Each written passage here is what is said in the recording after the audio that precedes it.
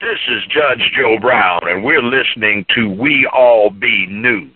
News-free Dixie for the 21st century.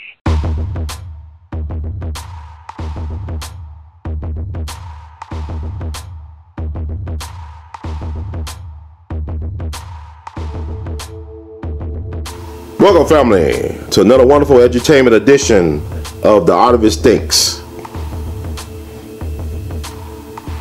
Today we're talking about Common, his recent remarks about racism. He said that, I'm paraphrasing because y'all can look all this stuff up. I don't need to go into all the exact verbatim words, I feel. Because he actually said something to the extent that in order to end racism, that blacks and whites must work together in order to end this racism thing. We got to forget about the past or move on for the past. And my problem with that, brother, once again, let me say, I respect the brother Common. I think he's very brilliant, insightful, very talented artist. I really enjoyed his performance in Selma, and also I enjoyed the Oscar award-winning song that him and John Legend did in support of the Selma movie. But here's the thing about that comment. I don't really think that black folks could do anything about racism. I'm gonna hear me out. Racism, to me, has always been a white people's problem. There's nothing I can do as a black person to get rid of racism. That's a white people problem. They created racism and white supremacy. They gotta want to get rid of those things.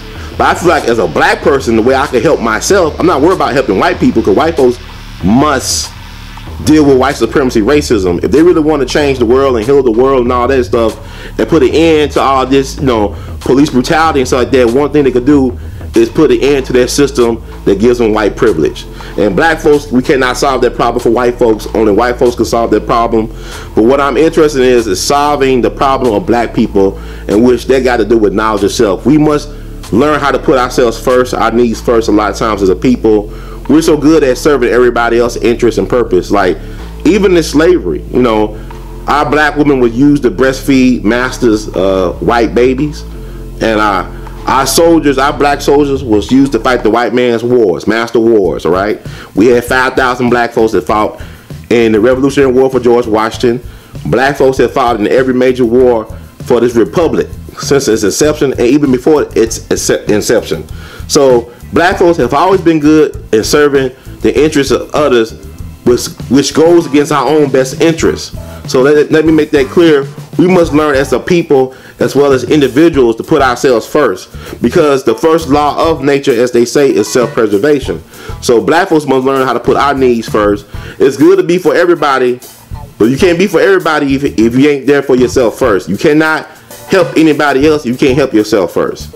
And so that's so important for us to learn and program into our minds, as well as our children's mind. Because like what Frederick Douglass said, to paraphrase him, it's easier to raise strong children than it is to repair broken men. And one thing that really disturbed me about Selma, I really enjoy myself very powerful spiritually, but I got a chance to talk to some of the young people in Selma. And I asked some of the young people who was their hero, black history hero, whatever like that. A lot of them would say Dr. King, Martin Luther King Jr. And I respect that. Dr. Martin Luther King Jr. deserves his props. He's a great American, was a great leader in his own right. I did not agree with all his strategies or tactics or whatnot, but he actually, he fought and died for what he believed in. He was willing to give his life, but they took his life, but he actually stood up for what he believed in. And you got to commend a person, regardless of your politics or point of view. But my issue is, when I talk to some of the younger kids, like little kids, right, elementary school kids, one of the things they'll say, especially black kids, will say, well, Dr. King taught us that, we just as good as white people, and not to hate white folks and to play with white people. And I'm not knocking that. It's good to know that, you shouldn't discriminate against people based on the color of their skin. But here's the problem, is that I don't think a lot of white people are teaching their kids the same thing. I think they understand that they got benefits from this system of white privilege, racism, white supremacy, all right? I don't know anybody in the right mind. I don't care who you are. If you are in power, why would you give up your power freely without any struggle? Why would you want to give up a leverage or access or an advantage that you have on other people over a group of people just so they could be fair and moral? And this the problem is, we're setting ourselves up for failure because everything in this system is about competition. It's about competition. It's about access, right? So we're not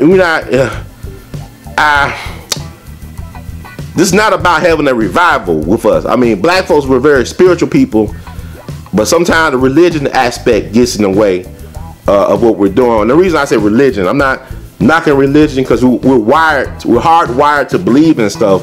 But when I look at a religion, if your religion does not teach knowledge of self or do for self, that's not a religion I want to be a part of. If your religion teaches that everything that can empower you is outside of your temple, that you can't do nothing within your inner person to become developed in order to empower yourself and other people around you, that is not a religion I want to be a part of. If your religion teaches you not to fight a battle for your people, to defend your people's honor and history, to protect your people's future, that is not a religion I want to be a part of. Now, like I said, I'm not knocking religion, but I look at, for example, Judaism. Judaism is about, in a nutshell, doing for self and investing in your community. Part of religion is investing in their community and doing for self. One thing that made the Nation of Islam during the heyday of the Honorable Elijah Muhammad, it worked because they're talking about do for self. He made a religion talking about do for self. No matter how you may feel about Elijah Muhammad, the Honorable Elijah Muhammad, and the Nation of Islam, note that they started businesses, they owned farmland, they did a lot of things. They gave black folks a sense of self-worth. If your religion is not giving you a sense of value and self-worth, if you got a religion where you go to church every Wednesday and Sunday, and you don't feel good about yourself and who you are, then that's not the religion you should be going to or believing in. That's how I feel about it. Like I said, I'm not knocking religion. I'm not really into, debating religion. It's one thing I learned in my life is that you should never try to debate somebody on something they believe in. Because believing in something is stronger than knowing about something.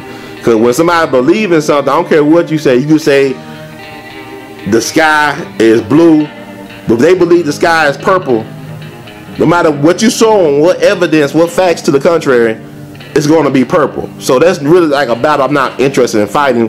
What I'm saying is I'm more interested in letting people understand that you got to have a positive self-esteem. You got to have a positive outlook on your life in order to do some extraordinary things.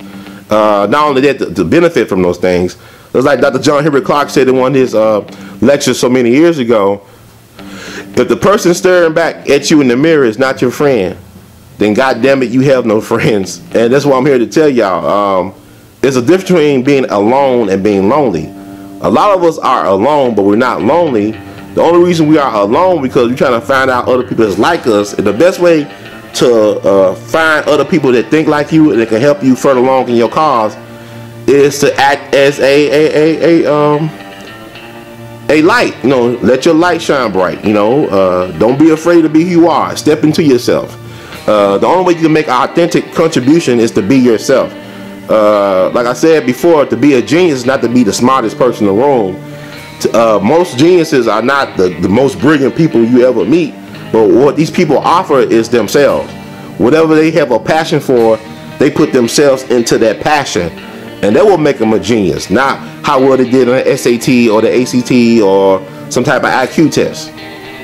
That what people gotta understand. And black folks, we have produced our fair share of geniuses throughout the years and centuries.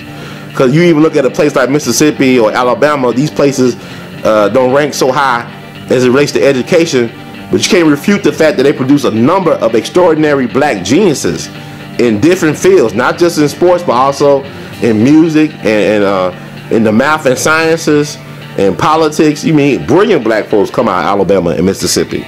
So I know I was talking about something earlier. I just went all the way off the track, but I hope y'all got something out of that. It's just so much to talk about, so much to share, but I just want y'all to be more passionate about doing your own research and do for self. So that's what I think I'm trying to get at for the most part. So until next time, family, keep on producing and pushing. The words of late great Duke Ellington, we love you all madly. Take care.